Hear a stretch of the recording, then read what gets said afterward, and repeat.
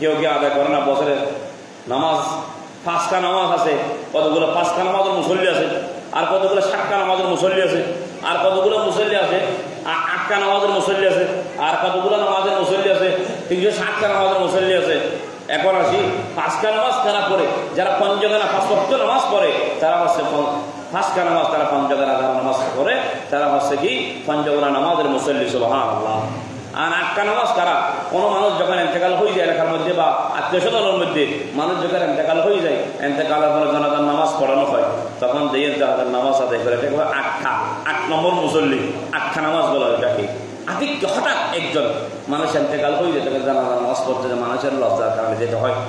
যা আল্লাহ আল্লাহ ওই রকম যাদের হাসলাত আছে তাদেরকে হেদায়েত নসিব করুক, আমিন।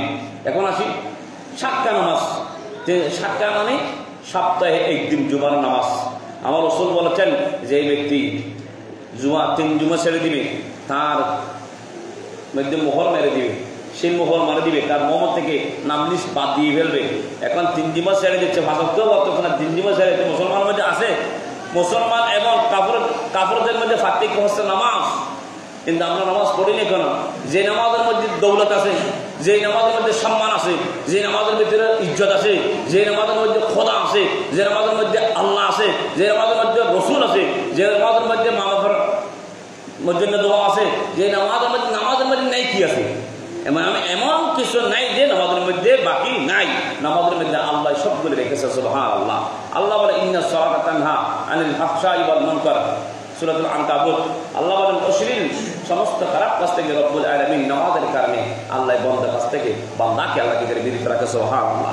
যত খারাপ কাজ আছে, যত মন্দ কাজ আছে, সমস্ত মন্দ কাজ থেকে রব্বুল আলামিন নামাজের কারণে আল্লাহর বান্দা বান্দাকে কি করে বিরত রাখে। সুবহানাল্লাহ। কিন্তু আমরা ওর থেকে দূরে কেন? সেই কৃষির হাসিল করতে হবে। দিন দিন আমাদের বুদ্ধি বেশি হচ্ছে, দিন দিন আমাদের দেমাগের মধ্যে কি করলে ভালো হবে? আমরা টাকা চিনতেছি, আমরা খাদ্য চিনতেছি, দিন চিনতেছি, রাত চিনতেছি, রাত চিনতেছি, বালা চিনতেছি, বিবাহ করা চিনতেছি, শাদী করা চিনতেছি। তাহলে ভাত খাওয়া কিভাবে ভাত খেতে হয়, ভাত কোনটা দিয়ে খেলে মজা হয়, কোন তরকারি দিয়ে ভালো হয়, নামাজটা পড়ে এখন সবগুলো জানার সত্ত্বে নামাজ কেন জানি না?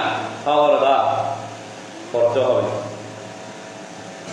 ইন্নী মাআকুম লাইন আকামতুমুস সালাত, আমার আল্লাহ বলতেছে ইন্নী মাআকুম লাইন আকামতুমুস সালাত। বান্দা, আমি তোমাদের সাথে থাকি যখন তোমরা আমার সাথে থাকো।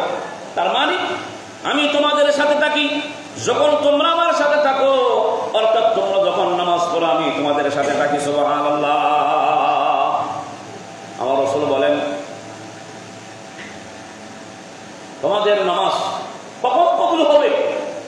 যখন তোমাদের মধ্যে খুশু থাকবে, একাগ্রতা, নম্রতা থাকবে, ওই নামাজ আল্লাহর দরবারে কবুল হবে। সুবহানাল্লাহ। হুজুর জিনাত ইনদা কুল্লি মুসলিমিন, আমার আল্লাহ বলতেছেন হে বনি আদম, ইয়া বনি আদম, হুজুর জিনাত ইনদা কুল্লি মুসলিমিন, যখন তোমরা হে বনি আদম মসজিদে, তখন তোমরা সুন্দর সুন্দর পোশাক পরিধান করা। আমরা তো রাস্তার মধ্যে যেটা হাসি ওটা পরিধান করি না। মৌলা আলী শের খোদা যখন নামাজের মধ্যে দাঁড়িয়ে যেত, মৌলা আলী শের খোদা রাদিয়াল্লাহু তাআলা যিনি বেলায়েতের সম্রাট, তখন নামাজে যাওয়ার আগে ওনার এমন চোখের লাল হয়ে যেত, চোখ পুরো অজহ মুখমণ্ডল লাল হয়ে যেত। সাহাবাগণ জিজ্ঞেস করতেছ, আমি মৌলা আলী শের খোদা আপনার পুরো চেহারা মুবারক দেখার উজু যখন করছেন কত সুন্দর লাগলো, আপনি যখন নামাজের মশলা গেলেন আপনার চেহারাটা এমন অবস্থা হয়ে গেছে। উনি বলতেছে মৌলা আলী শের খোদা খলিফাতুর রাসূল, আমার রাসূলের 74 নম্বর খলিফা বলতেছে আমি যখন আগে ছিলাম উজু করলাম, উজু করার আগে একরকম ছিলাম, উজু করার পর আর এক রকম ছিলাম, যখন নামাজের মধ্যে যখন দাঁড়িয়ে গেলাম তখন আমার খোদা, আমার আল্লাহর সামনে আমি যখন দাঁড়ানোর জন্য এখন চেষ্টা করতেছি, মনোনিবেশ করতেছি, এখন আল্লাহকে আমার সামনে, আমার আল্লাহর বয়ে আমার পুরো শরীর লাল হয়ে গেছে। সুবহানাল্লাহ। আল্লাহকে কিরকম ভয় করতেছে একজন খলিফা হয়ে? তাহলে আমরা যখন নামাজ পড়ি আমাদের কেন ভয় থাকে না? দুনিয়া বিজ্ঞানে কোনো কথা আছে, রাসূল পাক সাল্লাল্লাহু আলাইহি ওয়াসাল্লাম হাদিস শরীফ, যখন তোমার দুনিয়ার হালাত এসে যাবে, তোমার জন্য দুনিয়ার হায়েসা কথা মনে আসবে তোমার, তখন তুমি কি মনে করবে?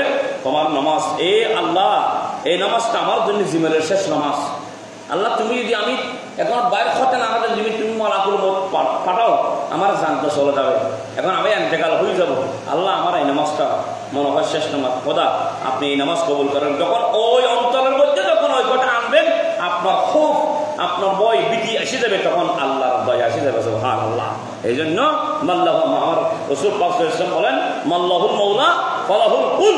মৌলা যখন আপনার জন্য রাজি হয়ে যাবে, আপনি হাত তুলতে দেরি হবে, মৌলা ওই হাতটা কবুল করতে দেরি করবেন। সুবহানাল্লাহ।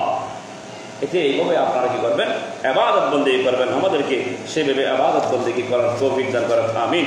আল্লাহুম্মা সাল্লি আলা সাইয়্যিদিনা মাওলানা মুহাম্মদ ওয়া আলা আলি সাইয়্যিদিনা মাওলানা মুহাম্মদ। প্রিয় হাজিরিন, রাসূল পাক সাল্লাল্লাহু আলাইহি ওয়াসাল্লাম হাদিস শরীফ শুনেন,